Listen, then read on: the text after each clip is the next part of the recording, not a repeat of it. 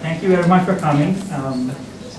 This is actually a very important evening for all of us at Durham Children's Aid Society. And my name is Josh Suresh, and I'm here on behalf of the board, representing the board. Before I go further, I would like to begin by honoring the land that we are on, which is the Mississaugas of New Credit. And we also thank our local Anishinaabe community of Scugog Island First Nations for sharing this land with us. So I'm going to play a song which goes, and you can join in, and it goes, "O Jamalo." And that's kind of a recurring thing, which means it's a beautiful thing. And what I've done is I've rewritten the words, and the words mean that the place where there is true freedom, which is the Prince of Countries. We are grateful to be here, and this is our home, Canada.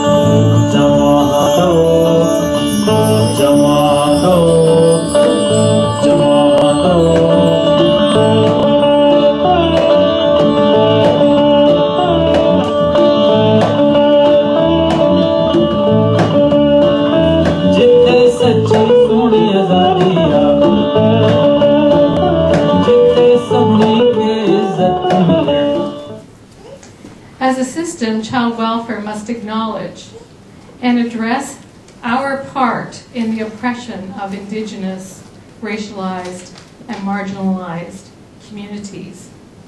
You know, when we were planning this event for June 2nd, who knew that the Truth and Reconciliation Commission report would be released today? I mean, that is historical in Canada, and we should be very proud of that.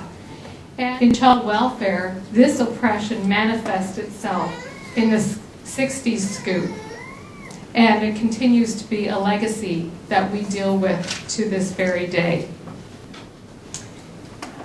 As you may be reading in the media over the last number of months, there is the potential for there to be overrepresentation in our system and many other systems and institutions in this country of Indigenous and racialized people. We all come to this work in child welfare and many of the helping professions with great, positive, well-meaning intentions. And you know what? Sometimes we don't have the impact that we are intending to have. So that intent and impact continues to be something that we need to be really mindful of. I've also come to the understanding that child welfare is not a level playing field, no matter what our good intentions are. And we must work to eliminate that power imbalance and work to empower and work with children, youth, and families in a way that is helpful to them. We can't do cookie cutter anymore. Although Durham CAS has always been doing work around diversity and inclusivity, really taking on anti-oppressive practice, which is that really hard stuff around power and privilege and social location, looking at things like racism and sexism and homophobia and transphobia and heterosexism and classism and ableism and ageism, you know, all those isms, it's very, very challenging. We all like to believe that we're doing good work. And so that intent versus impact, we had many, many conversations around that. And to come up with that really well-worded statement that you see on the slide, those of you in the back can see it on the other side, it took us a while to come up with that, to say, what are we really talking about? When we say we're going to do AOP, are we talking AOP light?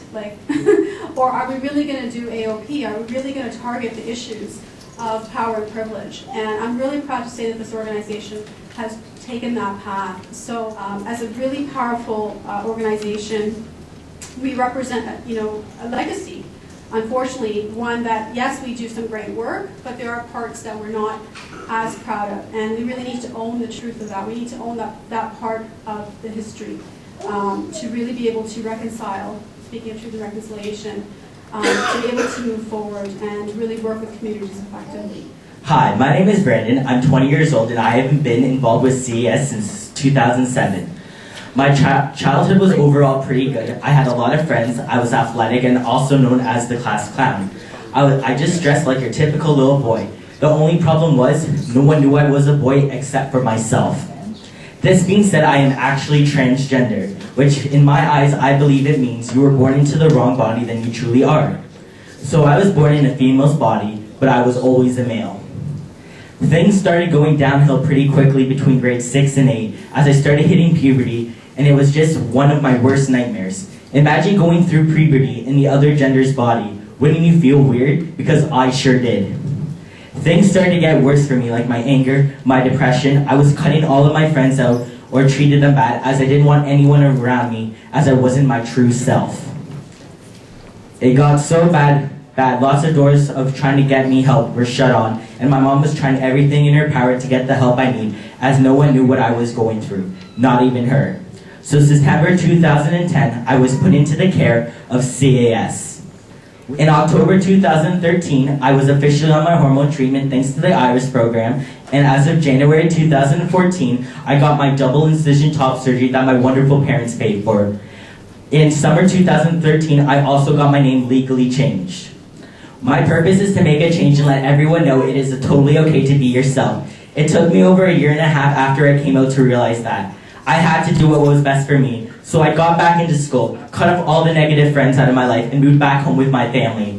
From that quiet kid who everyone thought would just slip through the cracks, end up in jail, or live in a group home for the rest of his life, to be who I am today, I think that is just an accomplishment myself. Most of my life, I always got put down, saying I wasn't good enough, but everyone is in their own way. I can officially say I am a grade 12 graduate as of April 2015, and I am going to college in January for child and youth worker. I was the first kid I was also the first kid in Durham CAS who got their name and gender legally changed. I believe events like this are truly amazing. Everyone coming together as a community. My purpose is to stand up against bullying and let everyone know that it is totally okay to be yourself. I thank you all for coming to this event and listening to my story. Thank you. I'm Leon, and basically I entered foster care when I was 9 years old with my little brother, and my 4 other siblings were separated from us in pairs of 2, and at the time I didn't really understand why that was happening, but the only thing I could really hold on to was me and my brother, so I just told myself that I would just make the best of the situation and move on. But then when it came to finishing high school and I went to go to Algonquin College in Ottawa, I was pretty introduced to oppression because others tried to avoid me, and due to my color and the fact that they didn't know much about me, the only thing that they could really judge me through was through stereotypes. So they created a picture of me that wasn't really true, and so I had to strive to be someone that wasn't that person. And basically, it put me in a situation where I was always trying to be someone that I wasn't. Basically, I came back to Whitby, and with a stronger deposition of myself, most things didn't affect me anymore, but this one incident that really struck out at me is when I was just walking home from school, and basically this white couple was walking in front of me, and basically I walked past them, and then they just like both screamed like the N-word at me, and I turned around and they looked at me, and they were like, and they had this like sinister look in their face, and they were like laughing, and I didn't understand what was going on. So I just kind of like stood there like an idiot. And even though the N-word doesn't really mean anything to me, like at that moment I felt like I had just taken like a blow for no reason.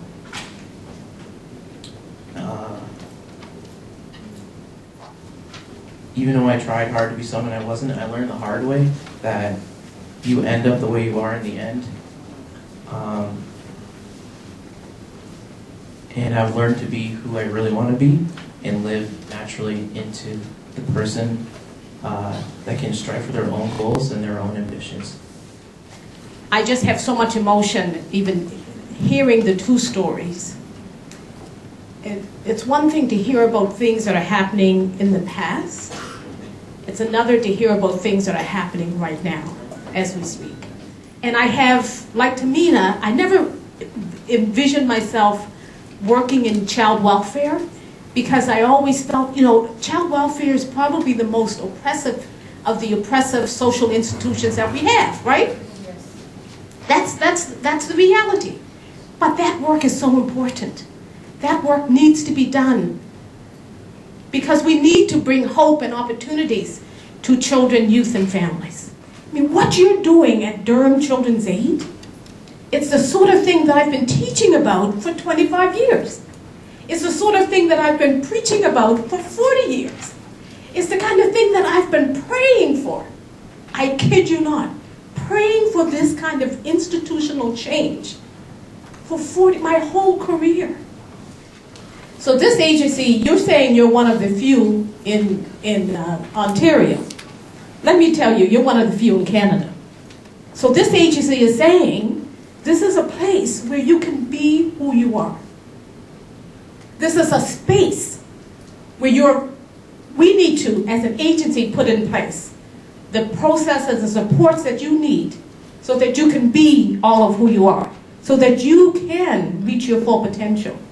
This agency is committed to eliminating barriers, structural barriers that keep oppression in place. Look around and give yourselves a hand. You represent the broad range of diversity in this community. This agency, you need this agency, and this agency needs you. So community members, can you please stand? Those of you who are not working for the agency, I want the community members to please stand for a moment. And I want you to look around at each other, and the staff, I want you to look around at who's here. Because these are your helpers, okay? These are your helpers. These are the people that you're going to be able to call on to say, there's an African proverb that says it takes a village to raise a child. And that saying has more meaning, more relevance today than ever before. It takes a village. You are the village for the children of Durham Region, the families of Durham Region that need you. So when this agency calls on you, please don't say you're too busy. If I can come all the way from Nova Scotia to be here, to be part of this, because I feel so passionate about what you're doing, about the change that you're leading, then you can step out of your home for a few hours, or whatever they need you to do, please step up and do it. They need you. If they're going to challenge the impacts of power and privilege, if they're going to eliminate the barriers, if they're going to be inclusive of the broad range of diversity, then they need you to help them do that. Those dreams you want with all your heart.